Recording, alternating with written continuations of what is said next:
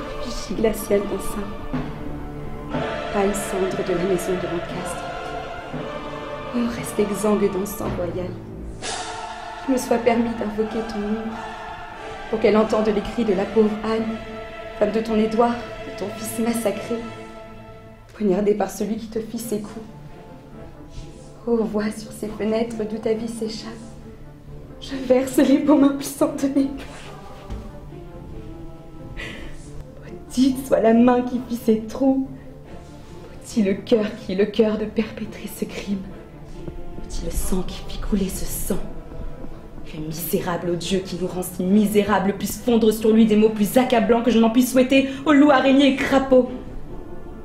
Si jamais il procrée, que l'enfant soit un avorton, un prodige d'horreur mis au jour avant terme. Si jamais il prend femme, qu'il la rende plus malheureuse par sa vie que je ne le suis par la mort de mon jeune Seigneur et par la tienne. Soif sainte par charité, ne sois pas si revêche. Démon hideux, au nom du ciel, va-t'en! Si tu prends plaisir à voir tes crimes, contemple le chef-d'œuvre de tes boucheries. Oh, vois, les blessures d'Henri ouvrent leurs lèvres glacées et saignent à vif. C'est ta présence qui aspire le sang de ces veines froides où le sang n'est plus. Oh Dieu qui fit ce sang, venge cette mort. Oh terre qui boit ce sang, venge cette mort.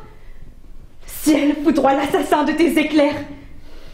Terre, ouvre ta gueule béante et avale le vivant, comme tu avales le sang de ce bon roi, que sa main dirigée par l'enfer a massacré. Belle dame, vous ne connaissez pas les lois de charité. Il faut rendre le bien pour le mal, les bénédictions pour les malédictions. Scélérat, tu ne connais loi divine ni humaine. Il n'est pas si féroce qui ne connaissent la pitié. Beauté que la langue ne peut décrire.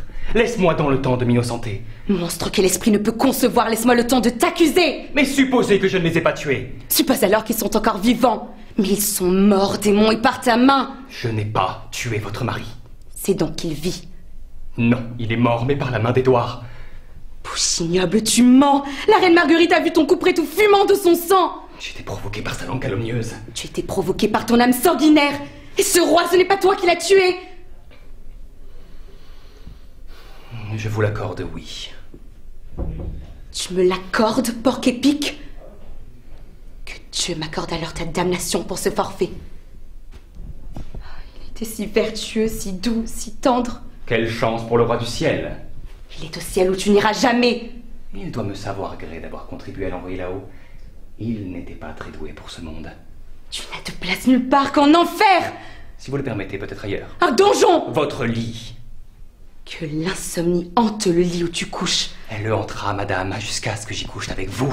Je l'espère. Je le sais, mes douces et spirituelles Lady Anne. Faisons trêve à cette joute piquante et revenons à une méthode plus calme. Ces deux Plantagenets sont morts. La cause de ces morts prématurées n'est-elle pas aussi blâmable que l'instrument? Tu es la cause qui a produit l'effet maudit. Votre beauté fut la cause de cet effet. Votre beauté qui me hantait dans mon sommeil et qui me poussera à détruire le monde. Pour une heure dormir sur votre sein charmant. Homicide, si je croyais cela. Ces ongles arracheraient cette beauté de mes joues. Mes yeux ne supporteraient pas un tel ravage. Présent, je vous empêcherai de la flétrir, cette beauté. Elle est mon jour, elle est ma vie. Que la nuit obscurcisse ton jour, la mort ta vie. Tu es l'un et l'autre, déesse, ne te maudis donc pas toi-même. Je le foutrai pour me venger de toi. Te venger de qui t'aime. Lutte contre nature. Lutte juste et légitime. Me venger de celui qui tua mon époux. Celui qui te priva, princesse, ton époux voulait t'en donner un meilleur. De meilleur, il n'en existe pas sur terre. Il en est un qui t'aime plus que le premier. Nomme-le. Plantagenet. C'était lui. L'autre a le même nom, mais il vaut mieux. Où est-il? Ici. Pourquoi craches-tu sur moi? Je voudrais que ce fût du venin. Jamais venin ne fut pourvu d'un lieu si doux. Jamais venin ne dégoûta sur crapaud plus hideux. Disparais de ma vie, tu infectes mes yeux. Tes yeux, ma douce dame, ont affecté les miens. Tes yeux des miens ont tiré bien des larmes. Pourtant, je n'ai jamais versé de larmes de pitié. Jamais. Pas même quand mon père et mon frère pleuraient en entendant les plaintes de Rutland, mon jeune frère assassiné par le sombre Clifford. Ni même quand ton vaillant père racontait la triste mort du mien et s'arrêtait 20 fois pour sangloter. À ces tristes récits, mes yeux virils refusaient l'aumône d'une larme. Mais ce que ces douleurs n'avaient pu m'arracher. Ta beauté me l'arrache en m'aveuglant de pleurs. Et mon cœur, oubliant sa fierté, te supplie. N'enseigne pas le dédain à ta lèvre, faite pour le baiser et non pour le mépris. Si tu ne peux me pardonner, tiens, prends mon épée. Plonge-la dans ce cœur loyal et libère une âme qui t'adore. J'offre ma poitrine nue à tes coups et à genoux humblement te supplie de me donner la mort. Non, non, n'hésite pas, car c'est bien moi qui tue le roi Henri, mais c'était par amour de ton divin visage.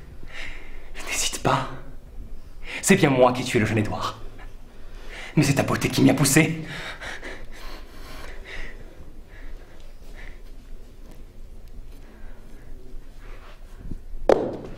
Relève cette épée, ou bien relève-moi. Hypocrite debout. Si je souhaite ta mort, je me refuse à être le bourreau. Alors dis-moi de me tuer, j'obéirai! Je te l'ai déjà dit. C'était dans ta fureur.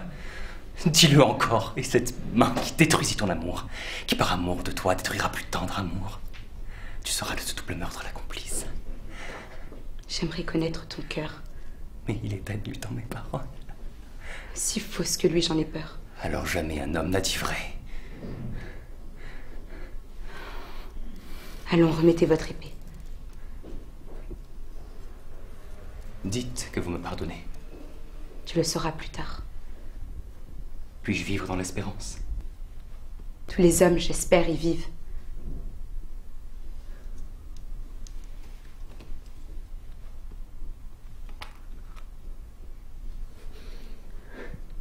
Daignez porter cet anneau.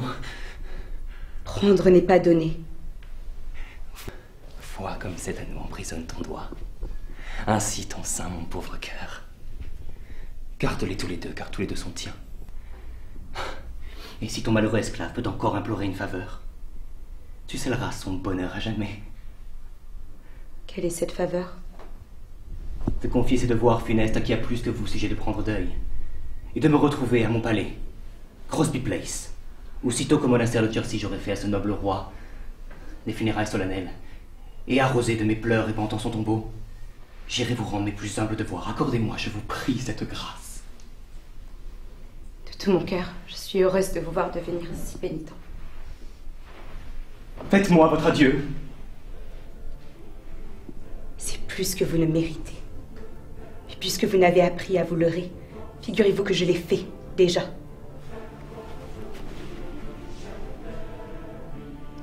N'a-t-on jamais courtisé une femme en aussi triste humeur?